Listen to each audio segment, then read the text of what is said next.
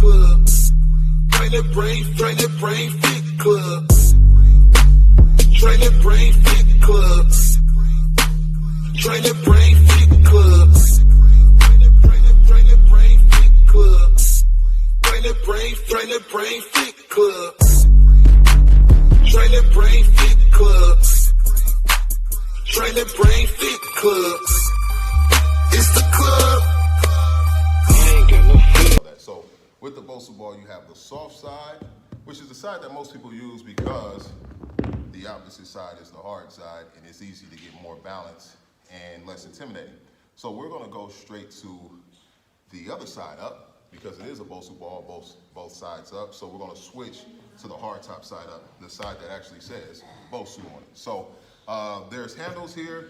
You can use these handles and grips for different full body exercises. We'll do a full tutorial on full body exercises and regimens with the BOSU ball. But right now, we're going to talk about how to actually get on and off the ball in this position here when the soft side is down, hard side is up.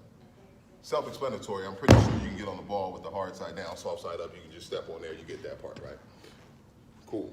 So we're going to flip them, and then demonstrate how to get on the BOSU ball. So we always talk about progressions, proper progression and regression. So we want to make sure you have proper progression and regressions if necessary. We're going to start with basic. This is for those who are not certain what to use this for. First and foremost, it's all about balance, core stability, and then stability throughout your entire body, top to bottom, your whole kinetic chain. So before we even get to creating a more unstable surface and challenging ourselves there, first you want to make sure you have basic stabilization and you're able to stabilize yourself without challenging yourself first. It makes no sense to try to make it harder before you can do basic stuff. If this is already too difficult to do, then you stay here until you progress to something like the BOSU ball or a balance disc or a foam pad, whatever. Okay, so a couple basic ones that we do. One, when it comes to balance, of course, we're going to start with the core. So the core, abs tight, obliques engaged, upper back engaged, everything from the shoulders to the hips all the way around is going to be locked in, including then we go to the glutes and the quads. So we keep all that locked in. You can also focus on the spot, and just as important as your core, focus on your breathing. All right, so one of the basic ones we do is real simple. Bring either knee up. We'll start with the right knee, left leg down, arms out. And you're gonna hold this position right here for 10 seconds, 20 seconds to challenge yourself. Pretty simple. What you wanna make sure is that the foot is not going like that, wobbling, and you can actually hold and own that position. And then do the same thing on the right side. Same thing, lock it out, right side locked in. And you wanna, again, make sure the big toe is not coming up and the pinky. Once you can do that, then you can go to movements with that. Some basic movements you can do is you can put a hurdle on the side, and if you don't have one, that's okay. You can just visualize or pretend like you have a hurdle, and then you come from barely touching the ground, basically hovering your foot over the floor, all the way up to 90, out, down, back up, and around. Again, you want to make sure that this foot isn't doing that, or even worse, that you're not like literally falling back or falling forward. Then the same thing on the other side. You get here, start here, my bad, start here, up, out, down, back, up, down, up.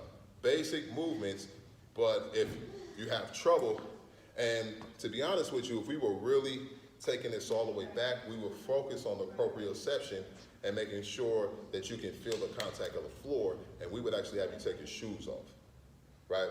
So that's the real beginning state. Take the shoes off so that your feet are in contact with the floor, and if I'm coaching and I'm watching, I'm gonna watch to make sure the foot's not doing this, which it does a lot. And so we gotta, part of that stabilization outside of the core is the proprioception of making sure your foot is completely in contact with the floor, okay? All right, so let's say we did all that, it's all good. We can then move to another one that we do. We still haven't gotten to the BOSU ball yet. Next, we'll go to the same position, but then we'll add a single leg hip hinge here, making sure you can actually do the hip hinge first, but then making sure you can keep that core balance. The eyes are not up, the spine is gonna be straight at the bottom, all the way through, fully extended, back leg is straight, back leg is not bent, and then you come back to the bent leg. Do that on both sides. You can do reps for that, so you can do 10 reps. We usually do about 8 to 10 reps on that, so bang, right there. Then we hinge through the hip, load up the hamstring and the glute. Eyes here, eyes are not up, which most people will do even after watching this video, because people don't like to listen and apply information. Listen and apply. Boom. Eyes.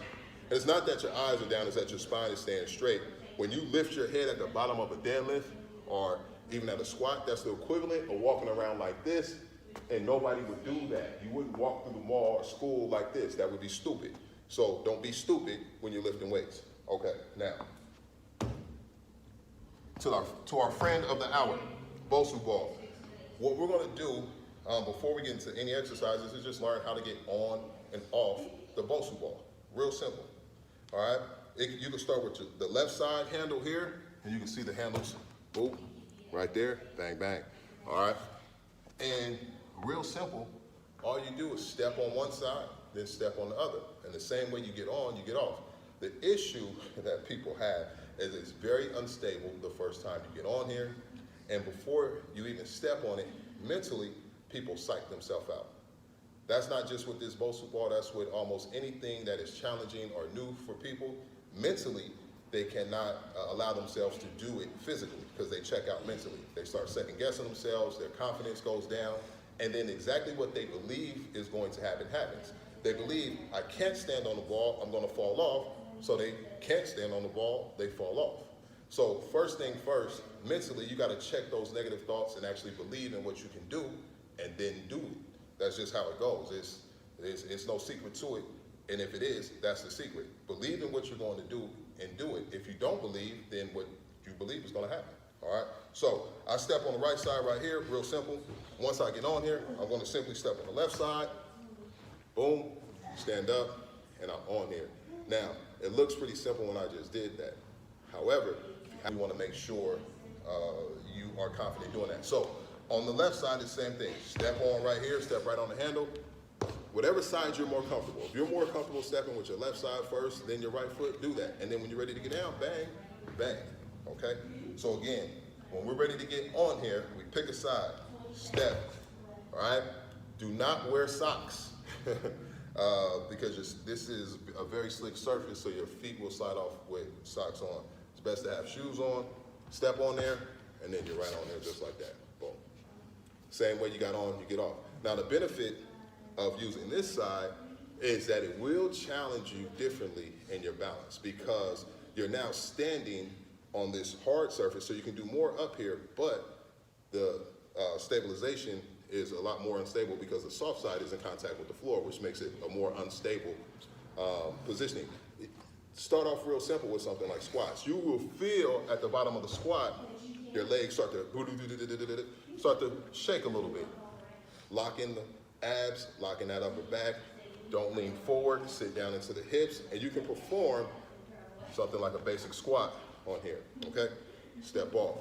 Now, if you want to progress and really challenge, like if I was working with an athlete, if I was working with someone who had a previous injury, or just someone who wants to challenge their balance, then we can start to use this.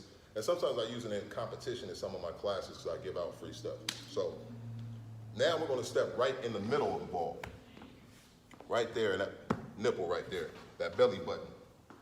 All right, step right in the middle, boom. And then from here, we will do the same exercises that we did, balance exercises that we did on the ground. We change the environment to an environment where it's now unstable, and we go up here and we do the same movement, so we progress. We mastered that movement, it became easy, now we can challenge. Now, for some people who may have had an injury, what I've seen before is that when we go through the process of rehabbing that small injury, they feel better when they do most functions like walking, running, or jumping.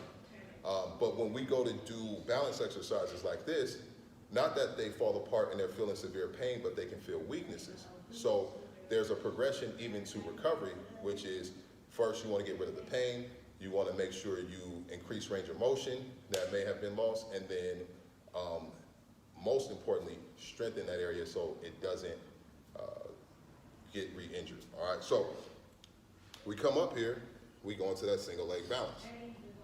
And then right here, if there's any weakness in the muscles down in the foot or the ankle, whether it's from injury or just from overuse or not being trained correctly, you may feel that. But if not, then you're just challenging your balance and making sure that you have proper core activation and you can challenge yourself. And we can do stuff with athletes like throwing tennis balls and stuff just to, now we're focusing on their hand-eye coordination and making it harder for them to focus on the hand-eye coordination because they're balancing. All right. Actually, the dude, the receiver, what's the boy name? They just had the blind tips. The receiver, anyway, I'll tell you his name in a second.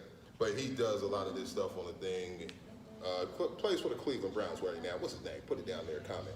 All right, so here we go. Right up here, standing on that left leg. Same thing on this side. I'm standing right in the middle. And when I'm ready to step down, I just step right back to the floor, okay? Odell Beckham is what I was talking about. Okay, then you can go ahead and you can add like the single leg hip hinge that we did. You can do that up here too. So again, stepping in the middle, right here.